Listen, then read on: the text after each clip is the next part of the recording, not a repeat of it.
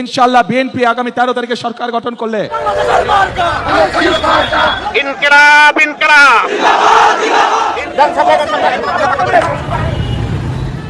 বদলের বাংলাদেশে vote, BNP আছে, একতা নিষিদ্ধ জামায়াতে ইসলামী আছে, সঙ্গে জোট বেঁধে আছে জুলাই অভ্যুত্থান থেকে উঠে আসা পড়ুয়াদের দল ন্যাশনাল সিটিজেন পার্টিও। নেই আওয়ামী লীগ। নির্বাচন কমিশনের সিদ্ধান্তে ভোটে লড়তে পারছে না হাসিনা দল। তবে আওয়ামী লীগের সাধারণ কর্মী সমর্থকেরা রয়েছেন। ভোটে তারা কি করবেন, কাকে ভোট দেবেন তারা? আসলে বাংলাদেশের মানুষ কাকে ভোট দিচ্ছে কাকে ভোট দিচ্ছেন এটা আসলে ম্যাটার করে না, কারণ ভোট অলরেডি তাদের কাস্ট হয়ে গেছে। কারণ এই ফলাফলটাই প্রিডিটারমাইন্ড।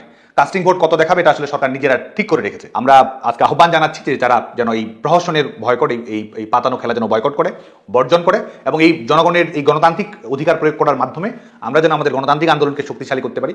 এই দখলদার সরকারের ভিত্তিটা যেন দুর্বল হয়ে যায় এবং বাংলাদেশে যেন আবারও একটা অন্তর্ভুক্তিমূলক নির্বাচনের দিকে আমরা দ্রুত যেতে পারি, সেই লক্ষ্যে আমরা বর্জনের দিকে আহ্বান জানাচ্ছি, ক্যাম্পেইনিং আমরা করছি। আওয়ামী লীগের ছাত্র সংগঠন ছাত্রলীগকে 2024 সালে নিষিদ্ধ ঘোষণা করেছে বাংলাদেশের অন্তর্বর্তীকালীন সরকার। ছাত্রলীগের সভাপতি সাদ্দাম হোসেন ভারতে অজ্ঞাতবাসে, যেরকম অজ্ঞাতবাসে রয়েছেন হাসিনা নিজেও। ভারতে গোপন আস্তানা থেকেই নির্বাচন বয়কটের ডাক দিয়েছেন বাংলাদেশের প্রাক্তন প্রধানমন্ত্রী। আওয়ামী লীগ কেন ইলেকশন করতে পারবে না? আওয়ামী লীগের কি অপরাধ? যে অপরাধে অপরাধী করে তার থেকে শতভাগ বেশি অপরাধ তো এই ডক্টর মোহাম্মদ ইউনূসের সরকার এই 15 মাসেই করে ফেলেছে। তাহলে তারা কি করে ক্ষমতা থাকে আর কি করে ইলেকশন দেয়? এ তো রীতিমতো পাতানো খেলার ইলেকশন। বাংলাদেশে 12.7 কোটি ভোটার, তার 1/3 নতুন প্রজন্ম। 18 থেকে 35-এর মধ্যে যাদের বয়স, তাদের অনেকেই আওয়ামী লীগের শাসনে ভোট দিতে পারেননি বলে অভিযোগ। সেই ভোটারদের এবার বুথমুখী হওয়ার সম্ভাবনা। এই অংশটা দেখা যাচ্ছে এখন জামাতকে ভোট করছে 17%। এটা কিন্তু আমি ওপিনিয়ন পোলের কথা বলছি। এটা অক্টোবরের একটা সময় হয়েছিল যখন আপনার হাসিনার বিরুদ্ধে যখনও আপনার এই ইন্টারন্যাশনাল ক্রাইম ট্রাইব্যুনাল যখন হাসিনাকে ফাঁসি দেওয়ার আপনার রায়টা দেয়নি, তার আগেই হয়েছিল, তখনই 17% ছিল। আর বিএনপি ছিল 20%, শুধু এই সেগমেন্টের মধ্যে।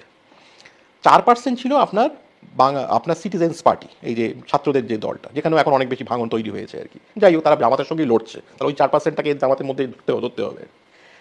আর আপনার 10% ছিল যারা আওয়ামী লীগকে সাপোর্ট করে। আর একটা বড় অংশ 30% তারা এখনো ডিসাইড করেনি যে কারা কোন দিকে ভোট দেবে, কিংবা তারা ভয় পাচ্ছে বলতে। ফলে এটা একটা বড় ফ্লোটিং ভোট। যাদের বয়স 35-এর বেশি, তাদের অনেকেই কিন্তু আওয়ামী লীগ শাসনের নানা সুযোগ সুবিধা পেয়েছেন। মুক্তিযুদ্ধ দেখেছেন, এরকম অনেক মানুষও আছেন। তাদের মধ্যে আওয়ামী লীগের জনপ্রিয়তা অটুট। বাংলাদেশের রাজনীতির খবর রাখেন যারা, তাদের দাবি সেদেশে এখনো 35 থেকে 40% লীগ সমর্থক। তারা কি বুথমুখী হবেন? হলে কাকে ভোট দেবেন? তারা ভোট দেওয়ার জায়গাতে কিন্তু জামাত সরে গেছে অনেক আগে। তারা কিন্তু বিএনপির দিকে অনেকে ভাবছে। কেন ভাবছে? তারা ভাবছে ফাইন, তারেক যা করেছে একটা সময়, তারেকের সম্পর্কে সকলেই দেখেছে কি করেছে। তারপরও তারা ভাবছে সে 15 বছর দেশের বাইরে ছিল, সে এসেছে, লেটস ট্রাই। এবারে সবাই চিন্তা করছে, এদেরকে পোড় খাওয়া মনে করছে, ভাবছে বিএনপি হয়তো বা বেটার দেন জামাত। তারা কিন্তু অপশন হিসেবে বিএনপির কথা ভাবছে। আবার অ্যাট দ্য সেম টাইম তারা ভাবছে তাদের ভোটের কোনো মূল্য আছে কি নেই, আদৌ সে ভোট সেন্টারে যেতে পারবে কিনা, আদৌ বিএনপিকে ভোট দেবার সুযোগ আছে কিনা। জামাত বসে যাবে। As a voter they are not confident that much. ওরা বুঝতে পারছে ওদেরকে এখনো পর্যন্ত অদৃশ্য কোনো শক্তির মধ্যে দিয়ে জামাত নিয়ন্ত্রণ করছে। তবে যদি তারা কনফিডেন্ট হয় যে হ্যাঁ ঠিক আছে, তারেকের একটা পাওয়ার আসছে, তখন ঠিক আছে, আওয়ামী লীগ আসছে না, তারিককে আমরা দেখি, তাহলে তারিক যে আসুক, বিএনপি আসুক, দেখি আমরা। কারণ ওরা দেখছে ওদের হাতে তো সেই ক্ষমতা নেই যে ওরা এখনই শেখ হাসিনাকে আনবে, আওয়ামী লীগের লোকজন পাওয়ারে যাবে। ওরা তো হেল্পলেস ভাবছে নিজেদেরকে। তো মন্দের ভালো হিসাবে অ্যাটলিস্ট বিএনপি আসুক, সেভাবেও কিন্তু ভাবছে। ব্যালটে নৌকা নেই, কিন্তু লীগের সমর্থকদের ভোট তাদের ঘরে যাক, সে আশা ছাড়ছে না নির্বাচনের দৌড়ে থাকা দলগুলো। লীগের 35 থেকে 40% ভোট 2026-এর নির্বাচনের পাশা পাল্টে দিতে পারে। প্রকাশ্যে বয়কটের ডাক দিলেও দেশ ছাড়া লীগ নেতৃত্ব কি সমর্থকদের অন্য কোনো বার্তা দিচ্ছে?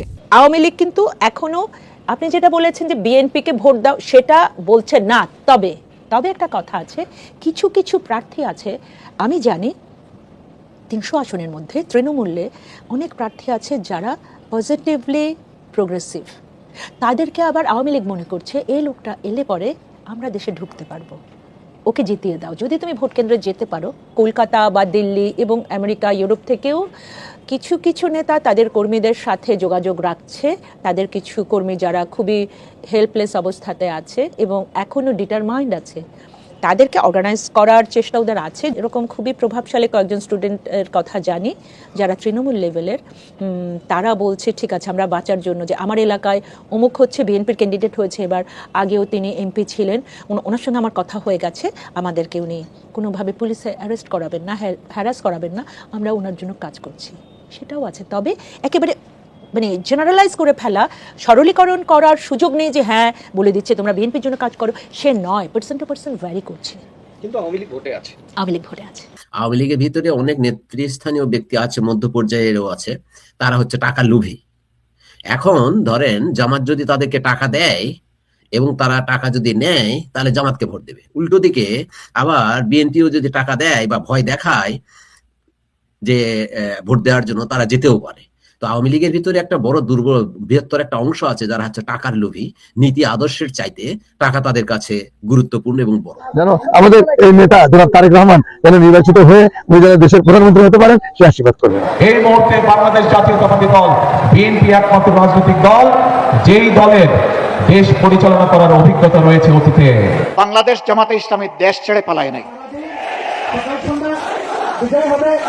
কেউ যদি ভোট দিতে যান তাহলে তিনি কাকে ভোট দেবেন, মানে কাকে ভোট দিলে আপনার কর্মসূচি বা আপনার যে গণতান্ত্রিক কর্মসূচির কথা আপনি বলছেন তাতে সুবিধা।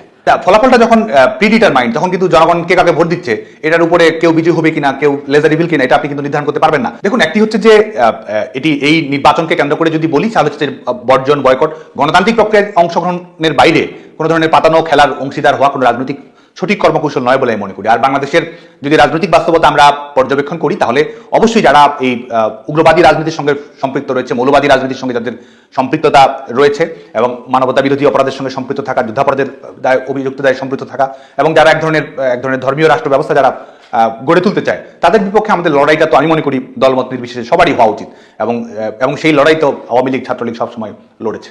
আওয়ামী লীগ ছাত্রলীগ কি তাহলে বিএনপির সাথে কোনো রকম সমঝোতায় যাবে আগামী দিনে? দেখুন, আমরা আত্মশক্তিতে বিশ্বাস করি, আমরা জনগণের শক্তিতে বিশ্বাস করি এবং যে মুক্তির বার্তাটা জনগণের কাছে পৌঁছে দিতে চাই সেটির উপর ভরসা করে আমরা এগোতে চাই। এবং অবশ্যই আমাদের এই লক্ষ্য পূরণ করার জন্য যদি গণতন্ত্রকামী যারা রাজনৈতিক দল রয়েছে, প্রগতিশীল রাজনৈতিক শক্তি যারা রয়েছে, যারা এক ধরনের বাংলাদেশে কম্পিটিটিভ ডেমোক্রেসি, এক ধরনের পার্টিসিপেটরি পলিটিক্স বাংলাদেশে যারা নিশ্চিত করতে চায়, তাদের সঙ্গে তো অবশ্যই সবসময় আমাদের সেই দৃষ্টিভঙ্গি, ইতিবাচক দৃষ্টিভঙ্গি তো অবশ্যই রয়েছে। স্বাধীন বাংলাদেশের ইতিহাসে এই প্রথমবার নিষিদ্ধ মুজিবুরের আওয়ামী লীগ। কিন্তু ব্যালটে না থাকলেও বাংলাদেশের সবচেয়ে পুরনো এবং বড় দলকে ভোটগণিতের বাইরেও রাখা যাচ্ছে না। একটি প্রাক নির্বাচনী সমীক্ষার দাবি, লীগ সমর্থকদের 48% বিএনপিকে ভোট দিতে চায়। 30% ভোট যেতে পারে জামাতের ঝুলিতে। ছায়াযুদ্ধে কি নির্ধারক ভূমিকা নেবে আওয়ামী লীগ?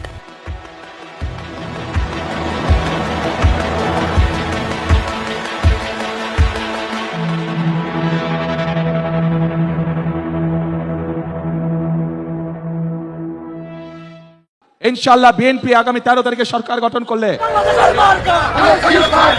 ইনকিলাব ইনকিলাব।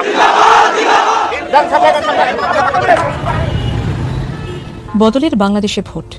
বিএনপি আছে, একতা নিষিদ্ধ জামায়াতে ইসলামী আছে, সঙ্গে জোট বেঁধে আছে জুলাই অভ্যুত্থান থেকে উঠে আসা পড়ুয়াদের দল ন্যাশনাল সিটিজেন পার্টিও। নেই আওয়ামী লীগ। নির্বাচন কমিশনের সিদ্ধান্তে ভোটে লড়তে পারছে না হাসিনা দল। তবে আওয়ামী লীগের সাধারণ কর্মী সমর্থকেরা রয়েছেন। ভোটে তারা কি করবেন, কাকে ভোট দেবেন তারা? আসলে বাংলাদেশের মানুষ কাকে ভোট দিচ্ছে, কাকে ভোট দিচ্ছে, এটা আসলে ম্যাটার করে না, কারণ ভোট অলরেডি তাদের কাজ হয়ে গেছে। কারণ এই ফলাফলটাই প্রিডিটারমাইন্ড।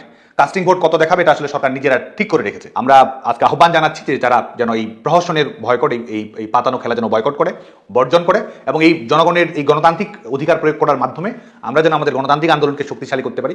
এই দখলদার সরকারের ভিত্তিটা যেন দুর্বল হয়ে যায় এবং বাংলাদেশে যেন আবারও একটা অন্তর্ভুক্তিমূলক নির্বাচনের দিকে আমরা দ্রুত যেতে পারি, সেই লক্ষ্যে আমরা বর্জনের দিকে আহ্বান জানাচ্ছি, ক্যাম্পেইনিং আমরা করছি। আওয়ামী লীগের ছাত্র সংগঠন ছাত্রলীগকে 2024 সালে নিষিদ্ধ ঘোষণা করেছে বাংলাদেশের অন্তর্বর্তীকালীন সরকার।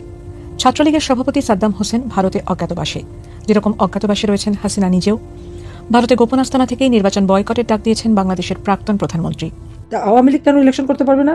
আওয়ামী লীগের কি অপরাধ? যে অপরাধে অপরাধী করে তার থেকে 100 ভাগ বেশি অপরাধ তো এই ডক্টর মোহাম্মদ ইউনূসের সরকার এই 15 মাসেই করে ফেলেছে। তাহলে তারা কি করে ক্ষমতা থাকে আর কি করে ইলেকশন দেয়? এ তো রীতিমতো পাতানো খেলার ইলেকশন।